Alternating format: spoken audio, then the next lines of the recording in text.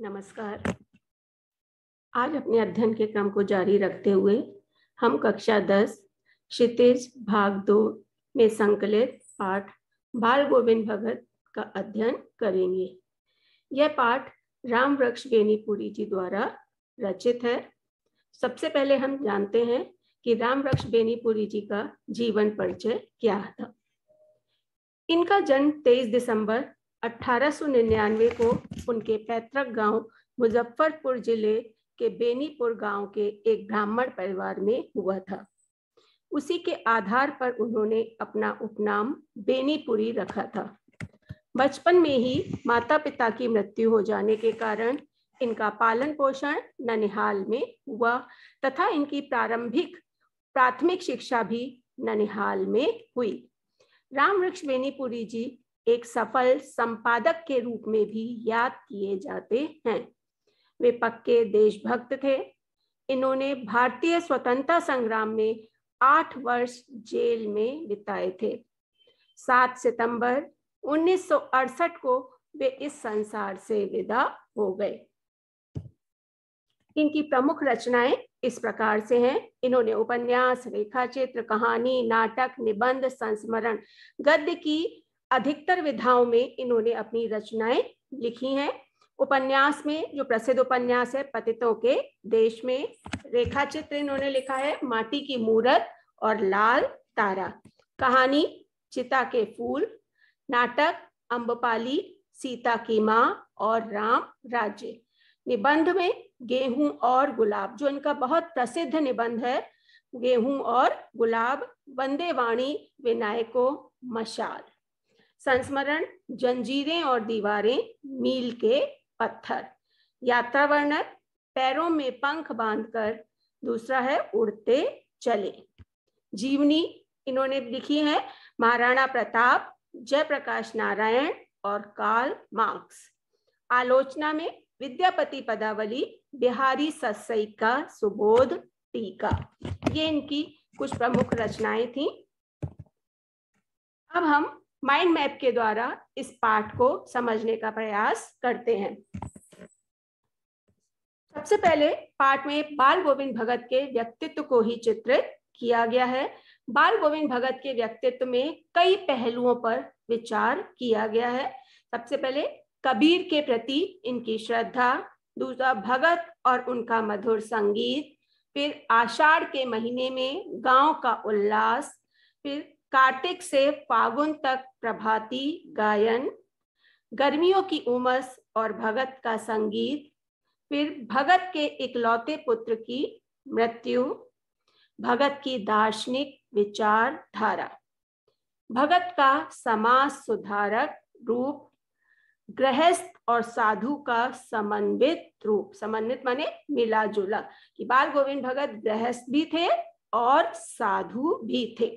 फिर बाल गोविंद भगत का अंतिम समय, कि किस प्रकार से उनकी मृत्यु हुई, वो जिन सिद्धांतों आदर्शों को जीवन भर मानते रहे उसी के अनुरूप उनकी मृत्यु भी बहुत शांति के साथ हुई थी। तो चलिए अब हम पाठ का स्पष्टीकरण देखते हैं। सबसे पहले बाल गोविंद भगत का व्यक्तित्व है, किस तरीके के ये बाल गोविंद भगत थे उसी के बारे में लेखक ने वर्णन किया है। बाल गोविंद भगत 60 वर्ष के मझोले कद के गोरे चिट्टे व्यक्ति थे। मझोले कद मतलब मध्यम कद के, ना वो बहुत लंबे थे ना ही बहुत छोटे थे, मध्यम कद के एक गोरे चिट्टे व्यक्ति थे। उनके बाल सफेद हो गए थे, सिर पर कबीर पंथियों की सी टोपी पहनते थे, किसी से कुछ भी मांगकर प्रयोग नहीं करते थे, कभी झूठ नहीं बोलते थे, गृहस्थ और साधु दोनों ही कर्तव्यों का पालन ईमानदारी से करते थे। मतलब वो गृहस्थ भी थे कि वो खेती बाड़ी करते थे, उनका परिवार था, उनका घर था, और साथ साथ में उनके जो आदर्श थे, उनके जो सिद्धांत थे वो साधुओं के अनुसार थे, इसलिए वो साधु और गृहस्थ दोनों ही थे। कबीर के प्रति श्रद्धा, मतलब बाल गोविंद भगत के मन में कबीर दास जी जो थे उनके प्रति कैसे भाव थे, लेखक ने यही बताने का प्रयास किया है। बाल गोविंद भगत के मन में कबीर के प्रति अगाध श्रद्धा और प्रेम था। बाल गोविंद भगत कबीर को अपना साहब मानते थे, अर्थात साहब का मतलब सब कुछ, मतलब ईश्वर जैसा दर्जा वो देते थे। बाल गोविंद भगत के लिए कबीर जो है वो सब कुछ थे। उन्हीं के वे भजन गाते थे और उन्हीं के आदर्शों पर चलते थे। अपनी सारी फसल सबसे पहले कबीर पंथी मठ में ले जाते थे। मठ का मतलब कि जहां पर कबीर के मत को मानने वाले लोग रहते हैं, लोग वहां पर जाते, एक प्रकार का आश्रम जैसे होता है। तो बाल गोविंद भगत भी जब फसल उनकी होती थी तो सबसे पहले अपनी सारी की सारी फसल कबीर मठ में ले जाते थे और फिर वहां से जो कुछ मिलता था उसे प्रसाद समझकर अपनी गृहस्थी चलाते थे। कि वहां सारी फसल पहले आप अर्पित करते थे और वहां कुछ रख ले जाने के पश्चात जितनी उन्हें वापस मिलती थी वो ये समझते थे यही जो है वो कबीर का प्रसाद है और उसी से वो अपना निर्वाह करते थे। बाल गोविंद भगत और उनका मधुर संगीत। बाल गोविंद भगत के कंठ में मानो सरस्वती का वास था, अर्थात बाल गोविंद भगत की जो आवाज थी वो बहुत ही मधुर, मीठी और आकर्षक थी। भगत का मधुर गायन हर किसी को अपनी ओर आकर्षित कर लेता था। बाल गोविंद भगत की संगीत साधना पर किसी भी मौसम और परिस्थिति का कोई प्रभाव नहीं पड़ता था।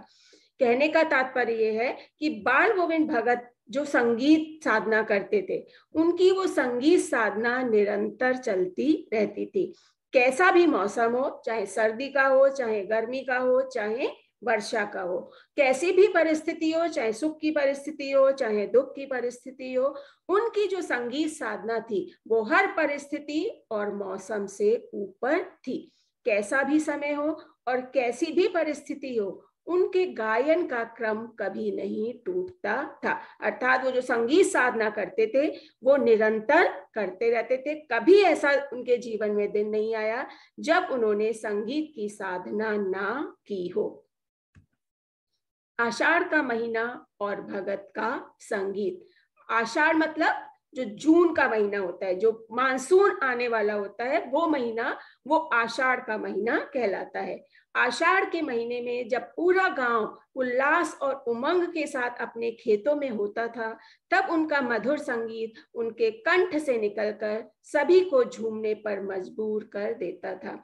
मतलब आषाढ़ का जो महीना होता है, किसान लोग उसकी बहुत ज्यादा प्रतीक्षा करते हैं, क्योंकि आषाढ़ से पहले जो गर्मियां होती हैं उसमें सारी धरती जो है वो गर्मी के कारण व्याकुल हो जाती है, धरती पे दरारें पड़ जाती हैं, फसल सूखने लगती है। तो जैसे ही आकाश में बादल छाते हैं, आषाढ़ का महीना आता है, तो सभी किसानों को जो इतने समय से वर्षा की प्रतीक्षा थी वो उनकी प्रतीक्षा समाप्त होने वाली होती है। तो सब लोगों के मन में एक उल्लास होता है और सभी लोग उस प्रसन्नता को जाहिर करने के लिए खेतों में जो है वो आ जाते हैं और सब मिलजुल कर नाचते गाते हैं। ऐसे समय में भी जब सारा गांव खेतों में होता था, तब बाल गोविंद भगत का जो संगीत था वो सभी को झूमने पर मजबूर कर देता था। बच्चे, बूढ़े, स्त्री, पुरुष सभी उनके संगीत को सुनकर झूम उठते थे और नृत्य करने लगते थे। वह भी अपने खेतों में धान की रोपनी करते हुए गीत गाते रहते थे। मतलब जिस समय पर धान अर्थात चावल, तो आषाढ़ का जो महीना होता है उसमें ही चावल की फसल जो है वो बोई जाती है। तो बाल गोविंद भगत जब खेतों में पानी भर जाता था, उस पानी में जब धान के पौधे लगाते थे, तो उस पौधों को लगाते हुए भी उनके कंठ से, उनके गले से जो है वो गीत निकलते थे। और उन गीतों को सुनकर सभी लोग जो कि किसान थे, जो अपने खेतों में हल चला रहे थे, जो अपने खेतों में पौधे लगा रहे थे, स्त्री पुरुष सब लोगों का मन जो है वो झूम उठता था और सभी उन गीत की धुन पर नाचने लगते थे। भादों का महीना और भगत का संगीत। मतलब जब आषाढ़ के बाद जो भादों महीने जिसमें बहुत बारिश होती है, जबकि जन्माष्टमी होती है। उस समय भादों के महीने में भगत किस तरीके से संगीत गायन करते थे? भादों के महीने की आधी रात में जब सारा संसार शांति के साथ सो रहा होता था, तब बाल गोविंद भगत का संगीत सभी को जगा देता था। वर्षा के मौसम में बिजली और बादलों की तेज आवाज में भले ही उनका गीत सुनाई ना दे, लेकिन मेढकों और झींगरों की आवाज उनके संगीत के स्वर को दबा नहीं पाती थी। मतलब जब बारिश होती है, बारिश में मेढक और झींगुर जो कि रात में बोलते रहते हैं, उनकी आवाज चारों तरफ फैल जाती है, लेकिन बाल गोविंद भगत की जो आवाज थी उसमें कम नहीं पड़ती थी। रात में भी बाल गोविंद भगत जो है वो गायन करते थे। कार्तिक का महीना और भगत का संगीत। कार्तिक मतलब जब दिवाली होती है, जब सर्दियों की शुरुआत होती है, उस समय भी बाल गोविंद भगत किस तरीके से अपनी साधना करते थे, ये बताने का प्रयास किया गया है। कार्तिक के महीने के आते ही उनकी प्रभाती शुरू हो जाती थी। प्रभाती मतलब सुबह के समय गाया जाने वाला गीत। कार्तिक के महीने में उनकी जो प्रभाती शुरू होती थी वो फागुन मास तक चलती थी। कार्तिक से लेकर फागुन मास तक वह प्रातः उठकर गीत गाया करते थे। फागुन मतलब होली, तो दिवाली से लेकर के होली तक का जो समय होता है वो बिल्कुल जो सर्दियों का समय होता है, उसमें भी प्रातः काल वो उठते थे और सपने काम से निवृत्त होकर गायन किया करते थे। माघ मास की कप कपा देने वाली ठंड में भी सुबह 4 बजे उठकर स्नान करके तालाब के पास ऊंचे टीले पर बैठकर खंजड़ी बजाते हुए गीत गाते थे। गीत गाते गाते उसमें इतने लीन हो जाते थे कि इतनी कड़कड़ाती हुई ठंड में भी उनके मस्तक पर पसीने की बूंदें साफ दिखाई देती थी। तो इतने वो सुरूर में आ जाते थे गाते गाते, अपना होश खो बैठते थे कि इतनी सर्दियों में भी उनको जो है वो पसीना आ जाता था। गर्मियों की उमस और भगत का संगीत। गर्मियों में भी भगत की जो संगीत साधना है वो कम नहीं होती थी, खत्म नहीं होती थी। गर्मियों की उमस भरी शाम में अपने मित्र मंडली के साथ बैठकर संगीत गायन में वे इस प्रकार लीन हो जाते थे कि उनका मन तन पर हावी हो जाता था। मतलब कि वो बिल्कुल खो जाते थे उस संगीत को गाते हुए, उनको अपने शरीर की सुध बुध नहीं रहती थी। गाते गाते वह कब नाचने लग जाते थे उन्हें पता ही नहीं चल पाता था। गीत की एक पंक्ति वे गाते थे और उसके बाद उनकी मित्र मंडली उसे दोहराती और तहराती थी। मतलब उनके जो साथी, जो गांव के उनके मित्र मंडली थी, वो गर्मियों में उनके शाम को घर आ जाती थी और वो सब लोग एक साथ मिलकर के जो है वो गीत गाया करते थे। पहले बाल गोविंद भगत गीत की एक पंक्ति गाते थे और उसके बाद उनके जितने भी मित्र होते थे जो कि संगीत में रुचि रखते थे, उनके घर आते थे प्रतिदिन, वो लोग उस पंक्ति को दोहराते और फिर तीसरी बार गाते थे। बाल गोविंद भगत का पुत्र और पुत्र वधू। बाल गोविंद भगत का एक बेटा था जो मानसिक रूप से स्वस्थ नहीं था। बाल गोविंद भगत का मानना था कि ऐसे बच्चों को स्नेह और देखभाल की अधिक जरूरत होती है। मतलब बाल गोविंद भगत अपने बेटे की बहुत ढंग से देखभाल किया करते थे, क्योंकि उनका मानना था कि जो मानसिक रूप से बच्चे स्वस्थ नहीं होते हैं उनको स्नेह प्रेम की बहुत अधिक आवश्यकता होती है। उन्होंने बहुत जतन से अपने बेटे की शादी करवाई थी। उनकी पुत्र वधू बहुत ही सुशील और संस्कारी थी। उसने घर में आते ही घर की सारी जिम्मेदारी अपने ऊपर ले ली और भगत को घर की जिम्मेदारियों से मुक्त कर दिया था। भगत के पुत्र की मृत्यु। भगत का इकलौता बेटा था। एक बार काफी समय तक बीमार रहने के बाद उसकी मृत्यु हो गई। ऐसी दुख की परिस्थिति में भी बाल गोविंद भगत की संगीत साधना का क्रम नहीं टूटा। मृत्यु का समाचार सुनकर जब आसपास के लोग उनके घर पहुंचे तो उन्होंने देखा कि भगत ने अपने बेटे को चटाई पर लिटा रखा था और उसके ऊपर कुछ फूल और तुलसी के पत्ते डाले हुए थे। किनारे पर एक दीपक जल रहा था और बाल गोविंद भगत खंजरी बजाते हुए गीत गाने में मग्न थे। मतलब इतनी दुखद परिस्थिति में भी, जबकि उनका एक इकलौता बेटा था और उसकी मृत्यु हो गई थी, उस परिस्थिति में भी उनके जो संगीत गायन का क्रम था, उनकी जो संगीत की साधना थी, वो नहीं टूटी थी। उस समय पर भी वो खंजरी बजाकर गीत गा रहे थे। बाल गोविंद भगत की दार्शनिक विचारधारा। बेटी की मृत्यु के समय जब उनकी पुत्र वधू रो रही थी तो वह उसे सांत्वना देते हुए रोने से मना कर रहे थे। उनका मानना था कि मृत्यु शोक का नहीं बल्कि उत्सव का समय होता है, क्योंकि बरसों से बिछड़ी हुई आत्मा परमात्मा से जाकर मिल जाती है। अर्थात उनका ये मानना था, बाल गोविंद भगत ये मानते थे कि जो मृत्यु का समय होता है वो उत्सव मनाने का समय होता है, क्योंकि उस दिन आत्मा और परमात्मा का मिलन होता है। आत्मा जो कि परमात्मा का ही अंश है और वो परमात्मा से बिछड़कर इस संसार में आती है। मरने के पश्चात वो आत्मा फिर से जाकर परमात्मा से ही मिल जाती है। इसलिए ये समय जो है ये तो आत्मा और परमात्मा के मिलन का अवसर है। तो इस समय पर खुशी मनानी चाहिए, दुख मनाना नहीं चाहिए। उनके अनुसार यह तो मिलन का अवसर है, इसलिए दुख मनाना उचित नहीं है। ये उनके आध्यात्मिक विचार और दार्शनिक विचार थे। बाल गोविंद भगत का समाज सुधारक रूप।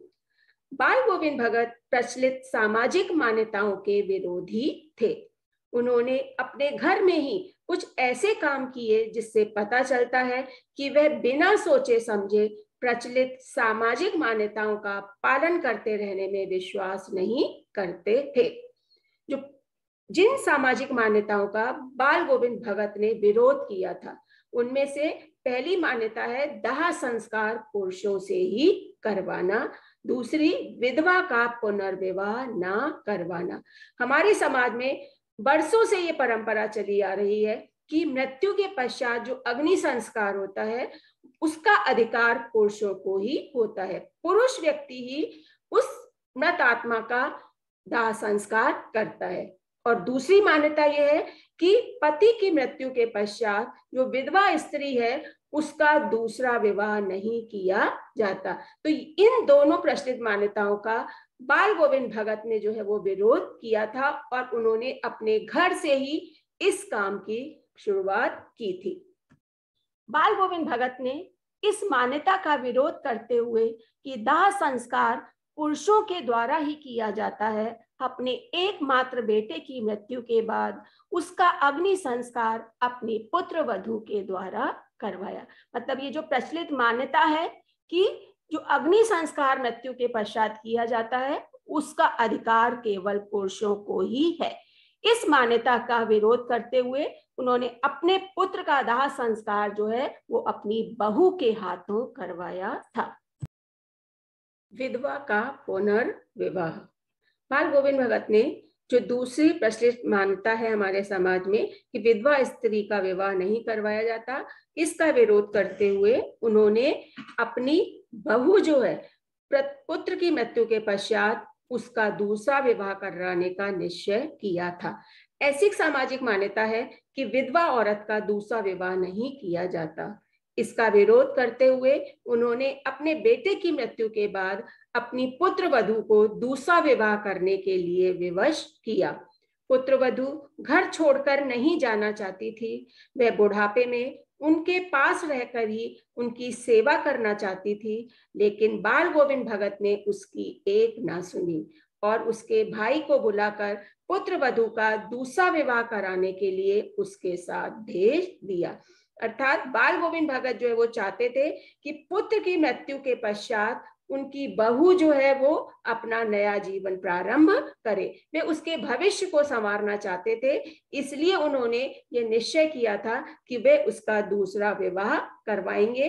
पुत्र वधू के ना चाहने पर भी उन्होंने जबरदस्ती जो है वो अपनी बहू को उसके भाई के साथ यह कहकर भेजा था कि इसका दूसरा विवाह करवा देना। गृहस्थ और साधु का समन्वित रूप।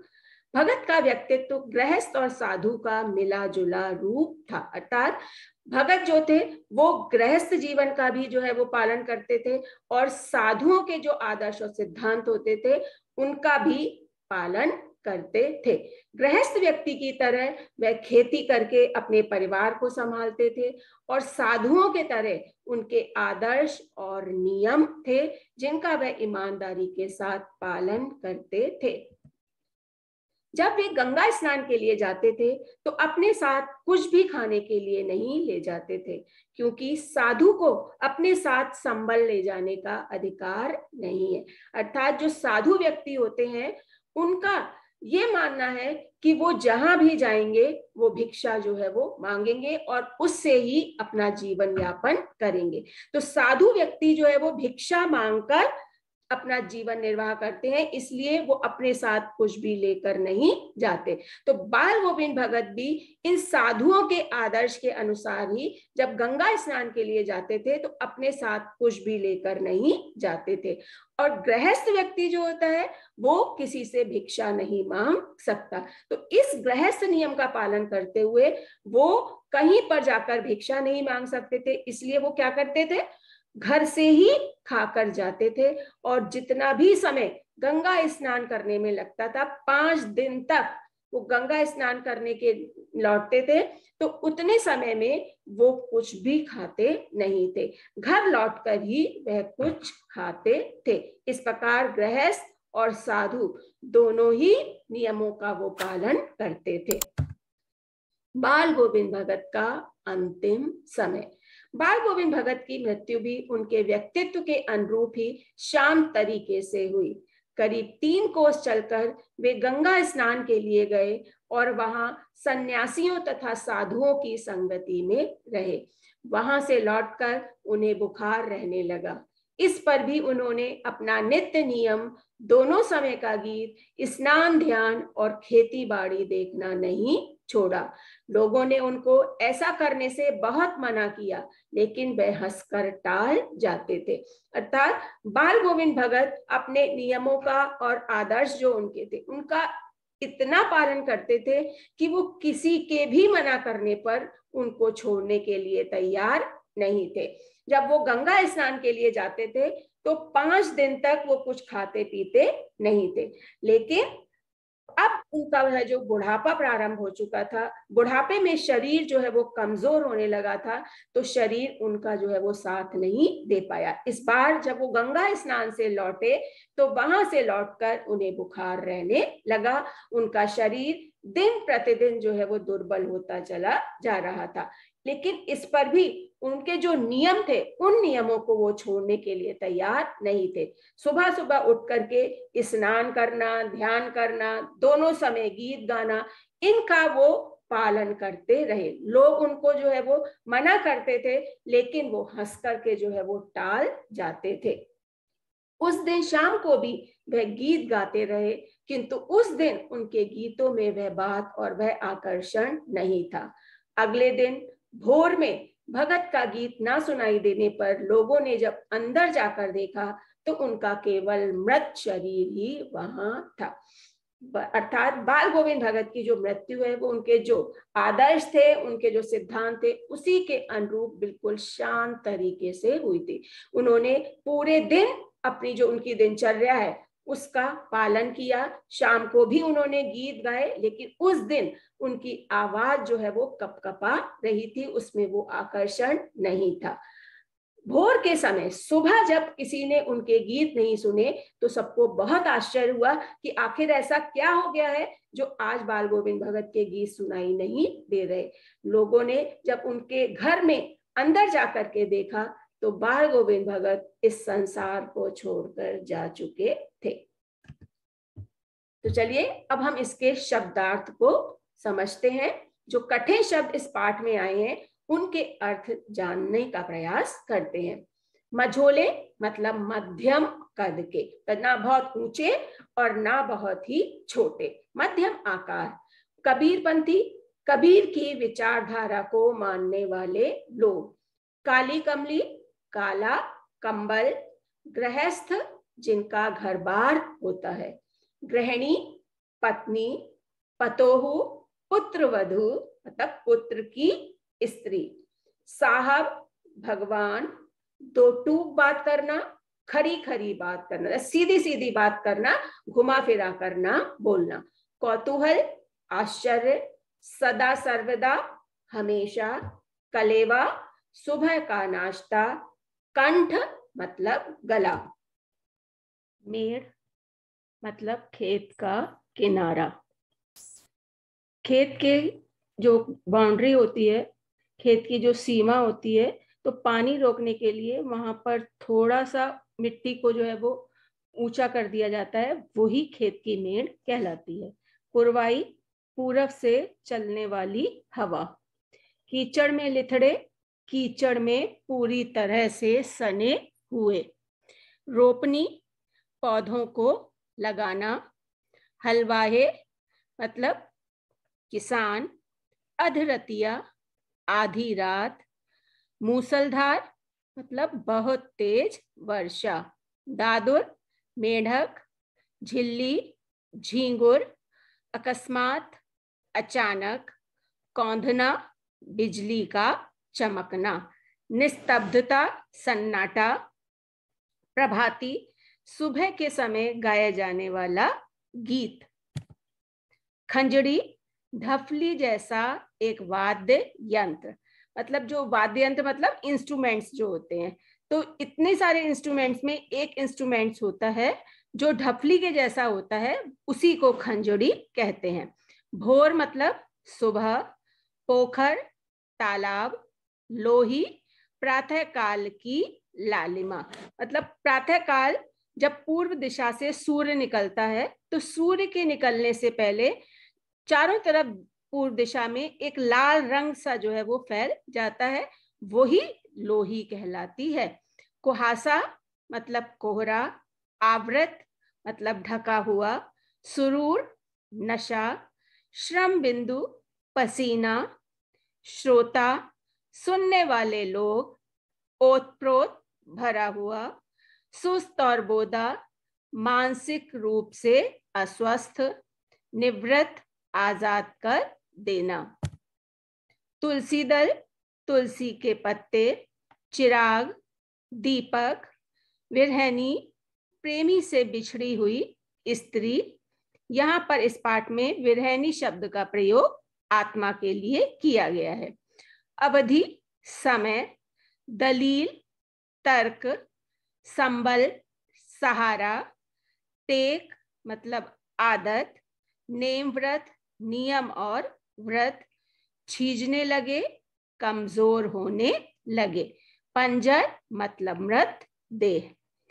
इस प्रकार से इस पाठ का स्पष्टीकरण और शब्दों के अर्थ यहीं पर समाप्त होते हैं। अगले वीडियो में इसके प्रश्नोत्तर और बहुविकल्पी प्रश्नों के साथ हम पुनः मिलेंगे। तब तक के लिए धन्यवाद।